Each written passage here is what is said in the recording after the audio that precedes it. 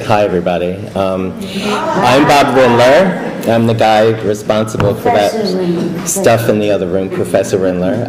I want to thank you all for coming out on a rainy night on the eve of the royal wedding. We'll try not to be too long so that you can get home and set your alarm for 4 o'clock in the morning. I'll tell you a little bit about myself. I'm a New York City kid, grew up in New York, and had, in many ways, a very traditional training in art and then architecture. And not to bore you with too many stories, I'll have a few, but one of the ones from my youth is that my mom was a piece worker. She worked at home, and she knotted cultured pearl necklaces. Many of you may not know what that is, but that means you push a cultured pearl, you make a knot, you push another pearl, and my mother did that at home for most of the time that I was young. And as my partner James would say, if I was born maybe 50 years later, I would probably be on Ritalin, but my mother's solution to that was to have me sit there and with a long velvet trough with grooves in it, sort all of the pearls in size places. And she found that it actually kept me quiet. So it's an important thing to note because I think it began my interest in sorting. I have a couple other stories too. My brother collected baseball cards, and one day my father discovered that all the baseball cards that I had cut out the hats of all the baseball players and threw the rest of the cards away because I love the colors of the hats. And I just remember him sort of standing there saying, what's wrong with this kid? So again, to kind of skip over things, early in my career, after I got out of school, I moved up to Vermont, and I became the chair of the art department of the University of Vermont at a very early age. And Vermont was very formative in the beginning of my art career because I moved up to this incredibly beautiful environment where everybody made art with their hands. It was ceramics, it was glass. I had never before entered into the conversation about crafts versus art. But at the same time, having lived in urban environments, I was exposed to the big box store for the first time. So walking into a store and there would be 5,000 bottles of emerald green Prel on the shelves, and it would bowl me over. So I began to make work that I guess I'll say denied my hand. I stopped drawing, and I began collecting images with cameras and then collecting stuff. And that's now a long time ago. And fast forward to more recent times, James and I, my partner and I, have had a house in Wellfleet for more than 20 years, but it was always a vacation house for us as we lived in Boston and then Manhattan. And for the past 4 years, we've been here full-time, and I've discovered swap shops. James does point out that the concept of swap shop is that you bring something in as well as take it out, but I subscribe to the, fill your bag and run theory of it. This show is very, very important for me. I hope that you enjoy it, but I want to say sincerely and honestly that I think it looks great. I'm very pleased with it. My idea for what I wanted to do has really moved forward, and I think that it's exactly what I wanted to say. My work is always about, it's a little playful, it's a little bit about comedy, it's a little lighthearted. I'm absolutely interested in beauty, and I think so many of us, when we think about what's precious, if we have art, it's a painting or a sculpture made out of metal or glass or ceramic or wood, and it's precious to us. And plastic by its nature is the opposite of precious. It's designed to be discarded. You never keep anything that's plastic for a long period of time. So I was very interested in making something precious out of something that traditionally is not precious, to make art out of it. And because my background is in design, I look at every single piece in that show, and I should tell you that I picked every one of those pieces myself from the dump or from my own life, caps to things or whatever passed through my life. Hand-washed all of them so that I have an intimate relationship with them. It's a very OCD kind of thing. I often talk about the fact that I'm an example of how you turn a certifiable mental illness into an administrative career in the arts, and then doing this kind of stuff. A good friend of James, who's a social worker, social workers have to take courses every once in a while to keep up their license. And we were not home, and she left a message on our machine saying, "I just took this fabulous course in hoarding, and I'm calling to tell you that Bob definitely is not a hoarder. However, he does have many of the characteristics." So I pick up these plastic objects and I look at them and I say, somebody decided that there was a need to make this thing, to hold the wheels on a truck, to spin lettuce in a whatever.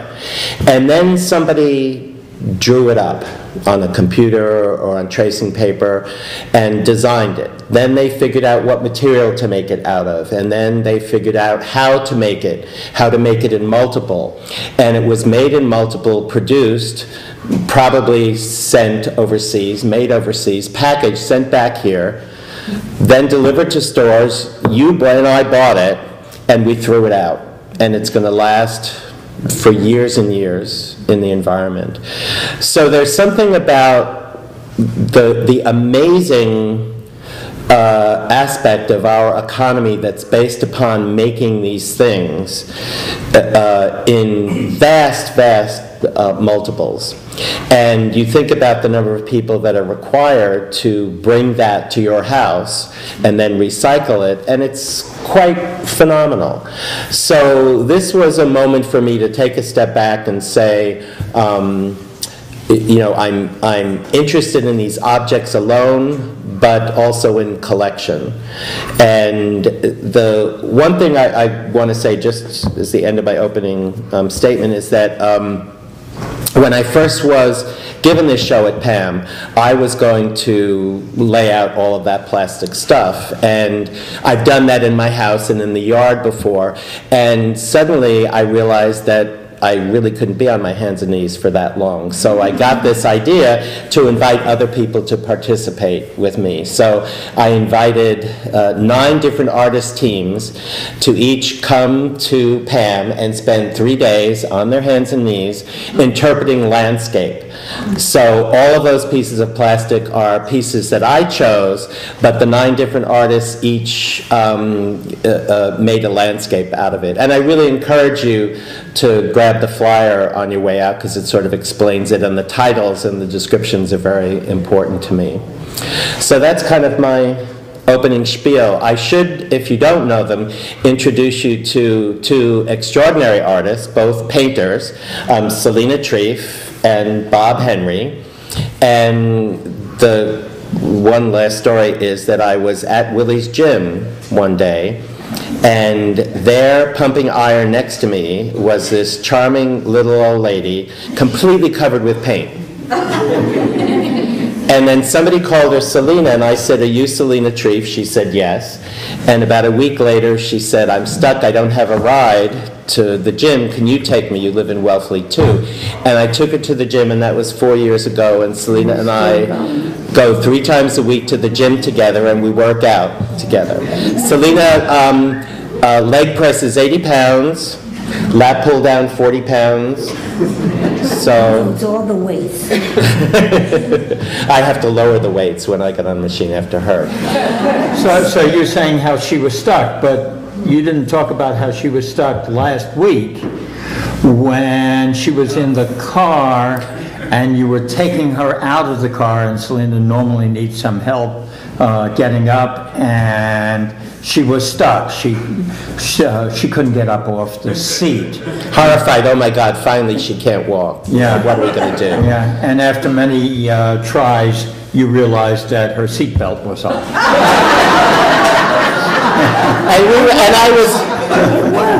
It works. I was trying to calm her down. I said, Selina, you know, you have your good days and your bad days. It's okay if you can't get up.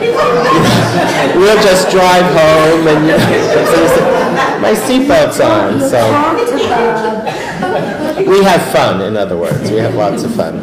But I got this idea for the show, and I talked to Selina and Bob, and what is extraordinary is even though their work is nothing like my work, in fact, their work is not a lot like each other's work, we began a dialogue about this show, and it's just really been amazing for me to get their feedback on what it is that we put together in there. And, you know, they're just my dearest friends in the world, and I think what's so important about making art is that you find, I think you feel most comfortable with people who are sympathetic to you.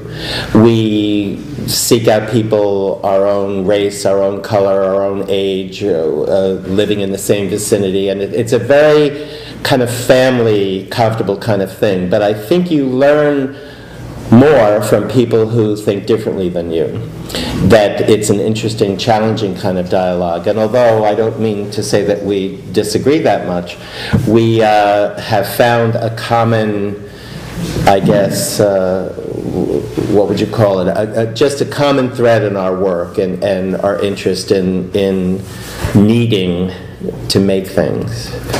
Selina, it was your idea to propose the show originally. Yes.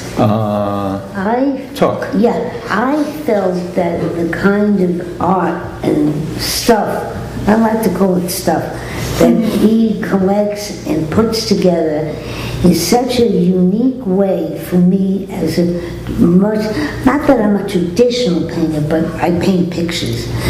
And I don't look at the art world in that kind of way. And there's so many young people in this town at the various institutions who do. And it would make so much sense to somebody who's educated in that kind of way to be showing at the museum. And that he can bring to it things that I could not bring to it. I don't see the world in the same kind of way. And I really felt that as an educational step for a museum to do, this would be a good one. And that's why I said, why don't we get Bob Rindler to show at the museum? And we said, okay, we'll present him. And that's what happened. Yeah, curating the show was very interesting and educational. I think we learned from each other. I'm almost the opposite of you in many respects. One is that I rely on the hand very much to generate my art. Bob relies on this wonderful combination of fascination with the objects, as he said, and with color. I wrote in the statement that my feeling about Bob is that I never ever met anyone so involved with color as Bob is. He notices the color of everything. So it was an interesting process. It was interesting being a curator for the show because an installation is a very different kind of thing to curate than a show of paintings or sculpture, where the work is already made, and then you help the artist select the work to come in the gallery and take part in the arranging of the show. You know, the hanging, what should go in, what should not go in, what should be next to each other. But being a curator for this show, the curator's part is really the artist's part. So though Bob is very courteous and asked our opinion on various matters, and I think I was able to help minimally on some things. People were congratulating me on the show. They said, it's a beautiful show that you put together. I said, well, I did very little, but what I did beautifully. Well, it was somewhat anxiety-provoking. I mean, I have to tell you that I was nervous right up until the week that the show went up. As you can tell, I'm a bit of a control freak, and I made this decision. That's what you get for being a dean. Right, dean of a school. I see my art career as making stuff, but also facilitating an interactive environment between creative people. I think so often we're isolated from each other, we work alone in the studio, and I think that a dialogue is a really good thing. So I got this idea to bring these artists together to interpret landscape, and then of course was immediately panicked about the fact that I would have no control over what they did, and could I really live with that? And there were a couple of moments my friend Josh said to me, I was thinking of like making the Mona Lisa out of plastic. And I said, well, actually, I'd rather you wouldn't, Ed Christie said, I'm going to bring in acrylic rods and, put things up high and glue them. And so I put together a list of no glue, no acrylic rods, no representational stuff. And it was really about interpreting landscape. And he's not here, but Frank Vicello, who I really met for the first time, did the black rectangle in the center. And it just blew everybody away because it's landlocked. It set the tone for what everybody else did. So I, had to sit there and watch it unfold. And I'm very proud to say, and I think anybody who worked on one of these squares can testify to this, I didn't say a word to anybody or tell them not to do anything.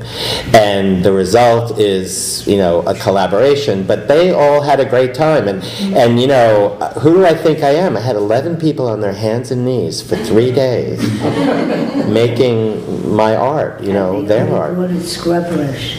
Yeah, as someone who's been involved with the Art Association for a number of years, I thought that hanging procedure was so terrific and so right for the Art Association, even if it wasn't the issue of not wanting to be on your hands and knees.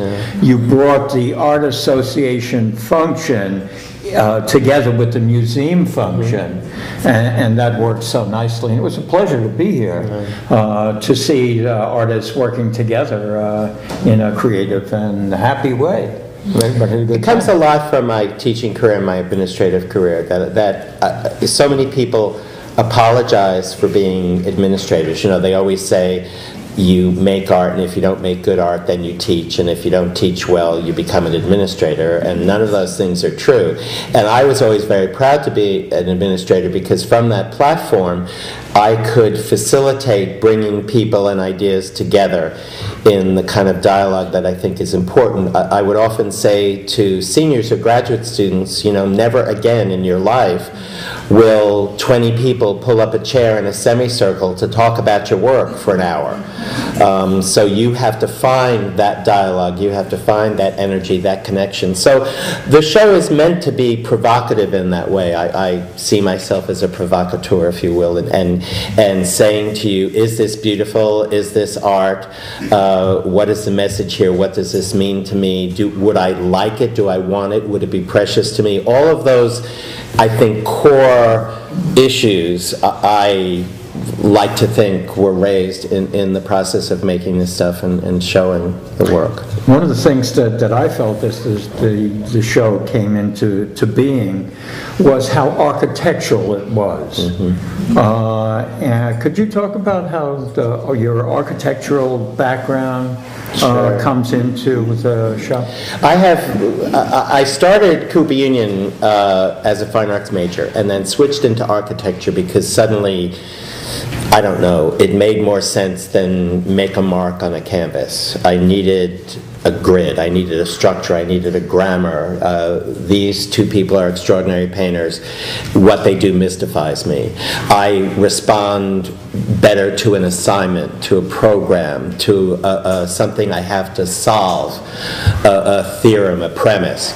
So I went to 2 architecture schools, to undergraduate school at Cooper Union and then to Yale, and both of those schools are sort of more theoretically based. So I'm the kind of architect who was never licensed, never built a building. I put a shelf up last week and it fell down. You know, it's just, I'm much more interested in talking about it, looking at it, and making sense of the world that way. So this is a site-specific installation, and when Chris McCarthy wrote to me and said, we're going to give you the Hofmann Gallery, I was delighted because it's a perfectly symmetrical space. And I decided that I wanted to move from the wall and take the dimension of the skylight and just slice through the gallery. So there are 8 pieces in the show, and almost all of them are 16 feet wide, the width of the skylight, and they cut a swath through that room. And the relationship between them, the number of pieces, some of this is more subtle, you don't always get, but means a lot to me. The 36 pieces, the 9 squares that happen with the bottles, or the way the saplings are placed, or other objects. And there's one thing, it was actually kind of a math problem, I guess, or a geometry problem my friend Josh Prokop and I worked on. I knew I wanted to hang these jetsams. By the way, I also learned the difference between flotsam and jetsam. Flotsam is the stuff that floats on the ocean when there's a shipwreck. So it's kind of the natural stuff. And jetsam is the stuff that people throw overboard. So these are jetsam jellyfish. They're in our oceans all over. But I wanted it to be a wave. So the thought of how I could hang these things and make a wave, Josh had several computer-generated drawings, and basically it's a grid. It's 12 jetsams by 3 in a perfect square grid, but I made the wave on the diagonal, so it moves diagonally towards the landscape, and as you move around it you see different vistas of it. So it's, for me, the grid is like grammar, and in the way that you use grammar, and you can do stream of consciousness poetry, and it takes it to a new level, or you know the scales in music and you play a symphony and it takes it to another level. I like to use the grid and the grammar of architecture as a starting point for challenging some of those ideas and pushing it forward in a way that may not be totally apparent initially. But you guys, you know, throw us some questions or comments, or... Yes, Peter? Being a painter, I think sort of linearly, one painting leads to another, leads to another. I wonder where you go from here. Well, James, of course, had this fantasy that, you know, this stuff would all go somewhere else. And what's to the next dump. What's happened is that I've fallen in love with this stuff again, because people have realized something that I didn't mean for it. They're for sale, Peter. Those boys would look great in your, little 18th century house. Where I go from here, I like to think that I've tied a ribbon around it. I haven't been to the dump in a month. It's kind of good. It's, little therapy. I'm not sure. I think I've tied a ribbon around it. I think I've brought this to a closure. I'm not sure what the next thing for me is. The next thing is maybe about debriefing from this, pulling this stuff back under my arm, taking it home, figuring out what I do with it. And I'm interested, having been a collector, so interested in accession, to try to make a transition to deaccession and to figure out how I do that. True to the land and the sea and my own feeling about what I do with stuff. But it's not an easy question to answer. You can tell that I'm going to Disney World. I don't know what the next step is. So. Peter, of course, is a champion of the sparse show. He hates those salon-style shows where things are piled on top of each other. And for 6 months over dinner, he's been saying, "Remember, Bob, less is more, less is more." And I keep saying, Peter, you gotta let that go, because it ain't what it's about. So, anybody else? Hi. Do you find that the grid and working within the confines of the grid can be freeing, or does it make you feel a little uptight? You know? It can do both to people, I think. I think that, when I talk about grammar, I truly believe that you need to know how to diagram a sentence before you can write stream of consciousness poetry.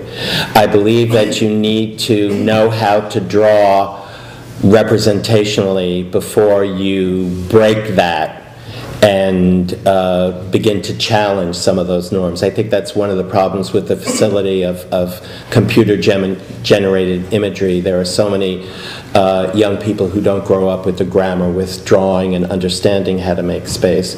For me, the grid is the grammar. It's the thing, it's like the white cube of the gallery or the rectangle of the canvas. It's a limitation that I define that I want to work within. And so once you establish the palette, the range of colors you're going to use, or the subject matter, or whatever, you can kind of flit within there in a freeing kind of thing. So it's limiting to the point where I enjoy being limited, because the challenge is to confront that. It's about the dichotomy. It's about beauty and danger, about form and color, about the orthogonal and the gesture. Yeah, Heather. Could you speak a little about the color aspect of this particular show? I definitely see the architecture and the landscape dialogue and all of that, but what does it inform your color choice in this? I mean, it's a high chroma there. Well, it's all, some people think, like when I photograph this work, people assume that I used Photoshop and enhanced the color. People have asked me if I spray painted this stuff. The fact is that all of this is exactly the way it was found, and all I did was wash it in ammonia. I just made a very simple decision. 9 is always interesting to me as a dynamic, a resolved square, although I made them rectangle here. They're golden sections, by the way. And they, I just wanted the primary colors, the secondary colors, and then I thought about the black, white, and clear. And I eliminated gray. But within each of those colors, if you go in there, red is red.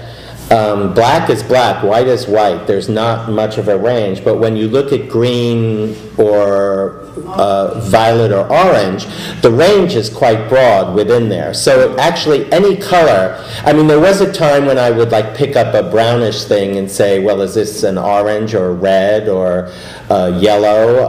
But in general, I feel that everything has a kind of specific cast to it that defines it. So I would love to tell you it's a very complex coming together, but it's actually a very naive thing. It's, like ABC, 1, 2, 3, red, yellow, blue, green, purple, orange, and everything that happens, in between there. The saplings,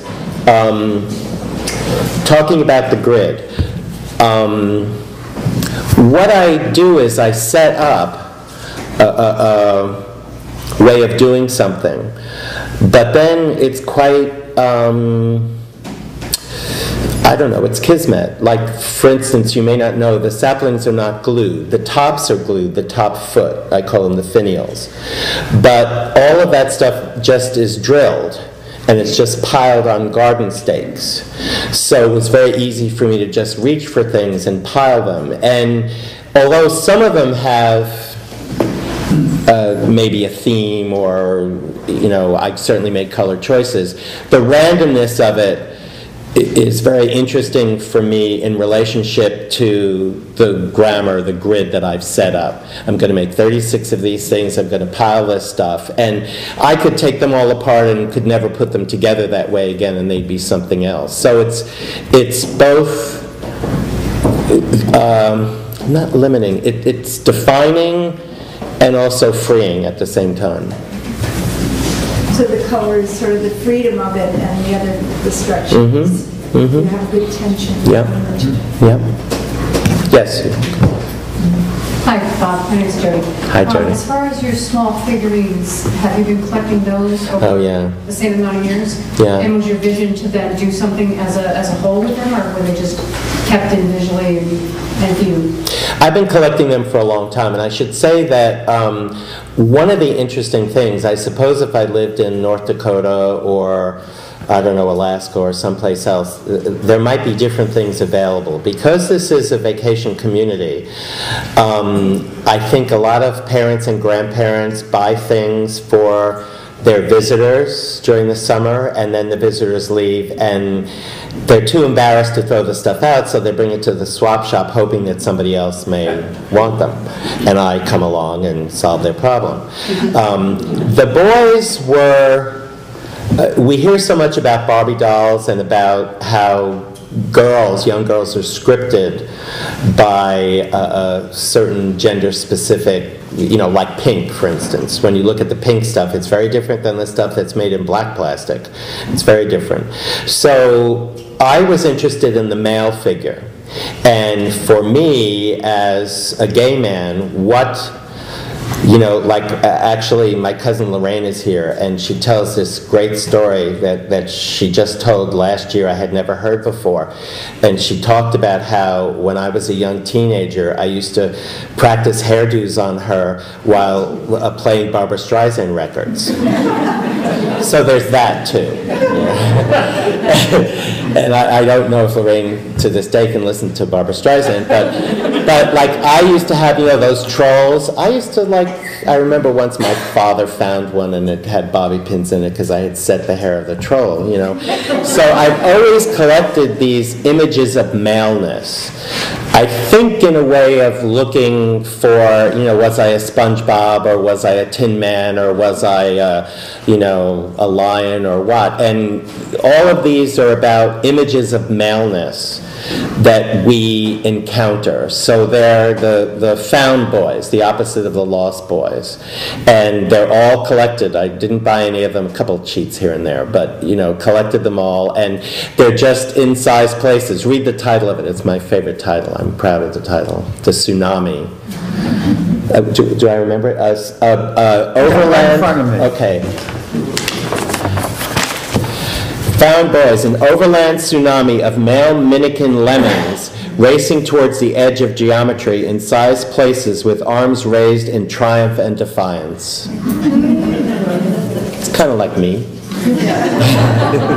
There's one piece of all those boys which attracted my attention. That's the Tin Woodsman's head on top of a skin and bones figure. Did you put those together? Or no, I didn't. I stripped off all fabric. There's no fabric in that. So anything you see that's naked probably had an outfit on. So I took, the Tin Man did have a silver jumpsuit, and I cut it off. And underneath the silver jumpsuit of the Tin Man was skin? Was skin. But if you look at his arms are also silver. Yeah. His hands are, Brought up in the But there's a lot of boys on that thing. I have, tubs and tubs of that, and my original idea was to give them each space so you could see their whole body, and that would have been a 5 times as bigger piece. And just that, it took me a month to do it. I did it in March. Just, kind of like knitting. I did 3 hours and 24 tubes of glue later. Just compress them. So it's really about this swarm, this tsunami, this confrontation. But I didn't know that's what it was going to look like. As a matter of fact, I have no idea what I'm going to do with it. I wanted it. Well, let me say it this way. I think one night I went home and I said to James, to a certain extent, I feel like it's a room full of like nude self-portraits, because I can't imagine two people standing in front of the Tsunami piece without one of them saying to the other, you know, he's out of his mind. So it's a very, I'm aware that I'm very vulnerable and very revealing to you about my particular brand of mental illness, I guess. Other than the size places, is there another organizing principle?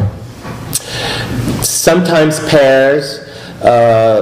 Sometimes, you know, I find 24 SpongeBobs. If you look at the orange square, even in the color, like there are a whole bunch of Mr. Potato Heads. I think grandparents remember Mr. Potato Head. It was so wonderful. They buy it for their grandkids, and then the kids say, forget it. But the organizing principle in the boys, it's also that random kind of thing. The grid for the boys was size places and one arm raised. That was the given. Every piece, as much as I could, had their arm raised. And then at the end, I put those game pieces, which I think the woman in the banner referred to as, I don't think she said phallic, but I don't think she got it. Mm-hmm. That, you know, all of those pieces, what do you call them? You know, move your man, right? You know, you don't say move your girl. So they're all also pawns and bishops and knights. All of those are in some sort of image of what a male is. So when you look at it, sometimes it's color, sometimes it's type, but the arm raised and the size places was the grid from, and where it kind of ended, I ran out of people. You know, ran out of. I thought it was kind of interesting that at least on the left side of it, in my mind, I thought the figures would all be facing forward, but they are on the sides facing out to the edge, and it's kind of wonderful the way you use the little pieces look almost like the bubbles that happen on the beach at the end of the wave. Yeah. It's a, well, you know, I love the hedge outside, and as naive as it may sound, that the wave of that hedge has just haunted me because I think it's so beautiful. And the other thing that you don't know is that when Chris McCarthy said I could have this show, after I said, what are we going to do with the benches, I said, what can we do with the piano? And she said, the piano doesn't leave the room. So suddenly I had to make sense out of this piano. So a couple of the waves reflecting the hedge and the piano, and the fact that the saplings are titled as surrounding the ivories is all my little joke for the fact that the piano had to be there. So if any of you want to play, you know. Yes, hi. Had you made saplings and jetsam jellyfish and stuff before, or were those things that you'd been doing before, or did you do them especially for the show? The sapling, some of you may remember that a couple of years ago there was an exhibit of Christmas trees, which can be a very dumb idea, you know, for a museum, and you know, what is that going to look like? And I was really challenged by it, so instead I made 9 totemic pieces that were called saplings. They're 9 Christmas saplings, and it was really about piling these things in red and green for that piece, and that really began the idea of, and when Bob says he doesn't, you know, he may not have helped me as much as he thought, Bob is the one who first alerted me to the fact that those saplings were figurative. I thought of them as trees. It's an environmental piece saying, you know, this comes up out of the ground, and, you know, look what the plastic in the ground will yield. And Bob and I had a dialogue about how these things should be placed, because they're almost, and I think around the piano, I see them as kind of a cocktail party of these animated things that are about people size. And the most exciting thing for me was the opening of the show, seeing the room filled with people who were the same size and these objects interacting. The jetsams came from a sort of, there's no glue in the jetsams, it's all fishing line.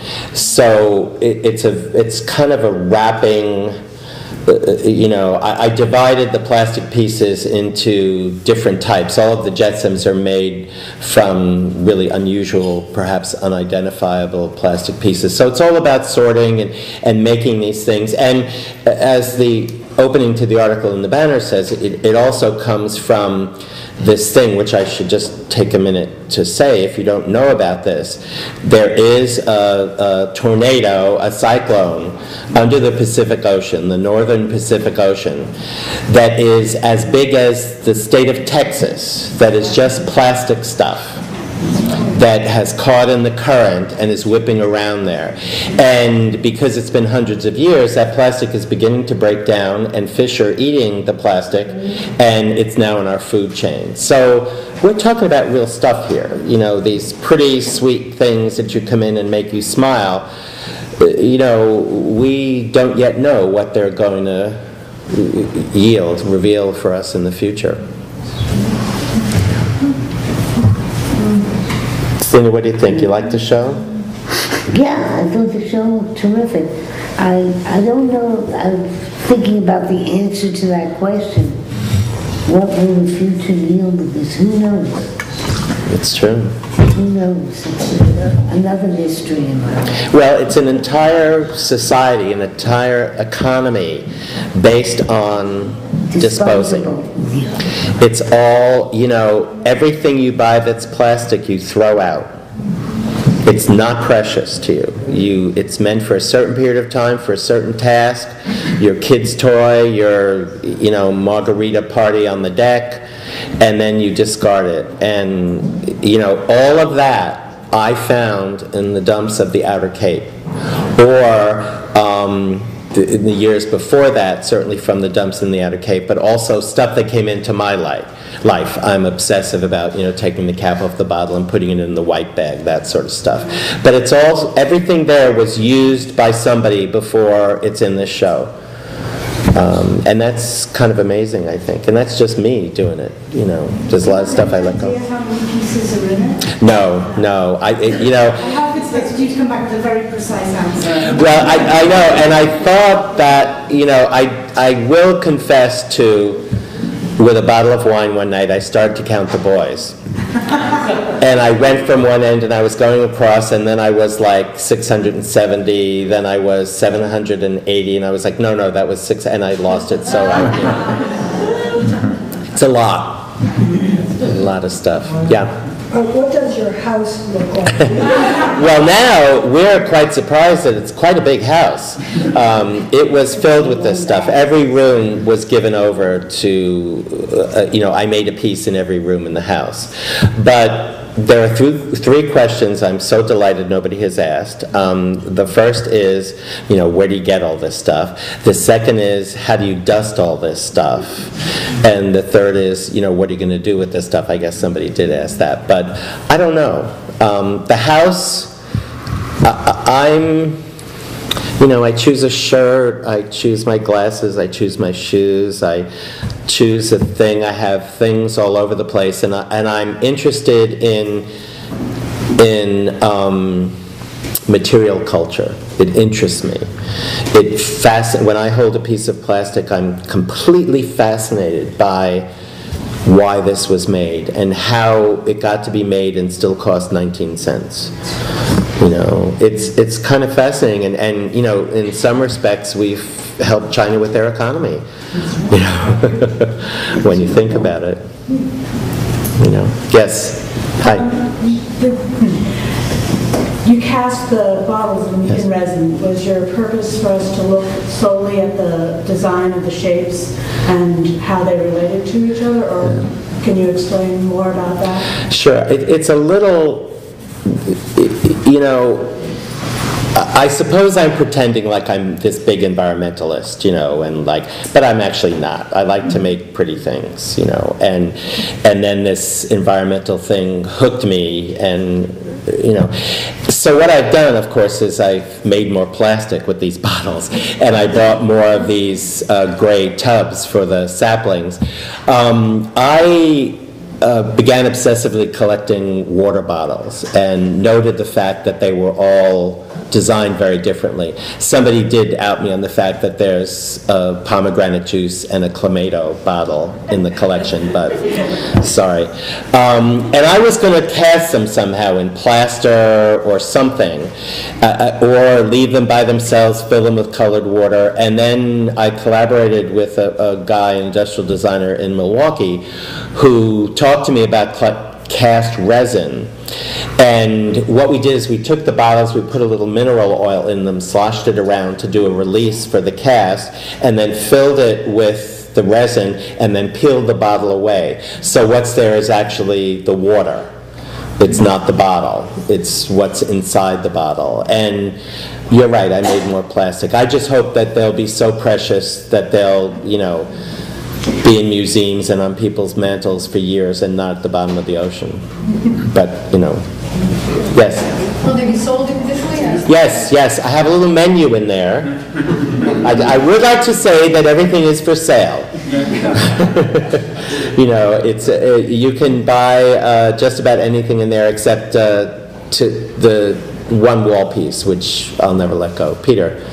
Do you know other artists working exclusively with plastic? A couple. There's a woman who actually we have somewhat parallel careers, Portia Munson, some of you may know. She did a piece in collecting pink plastic, and her idea was about gender identification, about how many things are made in pink. Hammers are not made in pink. Boys' trucks are not made in pink. And she was very interested in exposing that kind of color as gender specific. So she did a lot of pink pieces. I'm a big fan of Tony Craig's work. He uses shards and ceramics. Even somebody like Julian Schnabel, who's used ceramics and broken them up. I'm asking specifically about plastic. Who else? I don't know. Bob Bailey, he says to me, I collect plastic too, and he's had some pieces here. I asked that question because plastic has a class connotation. We have friends that won't have any plastic in their house. Right. It's, I don't believe in that, but... Well, I understand that, and that's what the challenge of this show was, to confront that notion. And to say to you, could you pay, $200 for a plastic sculpture and treasure it? I do notice a couple things. People are quite comfortable just walking into the show and touching it. I see people picking up the bottles all the time, and I'm quite surprised by that. Excuse me, but I saw several of you just going in there and spinning the jetsam. And then I thought, well, I'll do it too. But there is something about the approachability of it. People just, if it was metal, they wouldn't touch it, or glass, or, it's just very accessible stuff. Yeah, There's another whole tradition with plastic that you haven't referred to, and that's its mid-century use in design. I was reminded of this last fall in the Copenhagen Design Museum. It has these exquisite pieces that are not meant to be disposable, or part of a whole mass production movement to make the design available for every person, every man. And I wonder how you think this work, relates to that. Thanks for bringing that up. I might challenge you in that I think actually a lot of that stuff was kind of meant to be disposable. Not immediately, but it was elegant and beautifully designed, and you're absolutely right. Like Heller and Joe Colombo's work, and a lot of that mid-century plastic stuff. It was also, it's kind of like I talk about it like the Volkswagen of cars. It's kind of like the people's material. You can have something in plastic. How many chip and dip plates do people need? And all this stuff. But the beauty of plastic is really the fact that it's not found. I found it, but it's made. it's all a conscious decision. It's all design. Years ago, a colleague of mine, when I was at Rhode Island School of Design, and this is probably in the 70s, said to me, keep your eye on two things, toothbrushes and sneakers. And I thought, what does he mean? Well, how many different kinds of toothbrushes can you design, you know? Bristles going in different directions, different grips, all of that, but it has to do with the fact that it's a disposable item. So there are hundreds of people employed designing toothbrushes. And you remember Keds and Converse. You had sneakers, and they were sneakers. Now, you know, sneaker as a design element in all unnatural fiber is kind of extraordinary. And there are many other items like that, you know, that have become, it is that disposable nature, or if not disposable, available. You know, so the things you're talking about were available for, you know, for more people if it was made out of plastic than bent plywood like an Eames chair. And the irony, of course, is that now many of these are in museums as works of fine design. Sure. As your work is in a museum. Sure. Thanks. Okay, I'm going to exercise some curatorial power. Thank you, Bob. It's enough, huh? Yeah, I think. Thanks so much.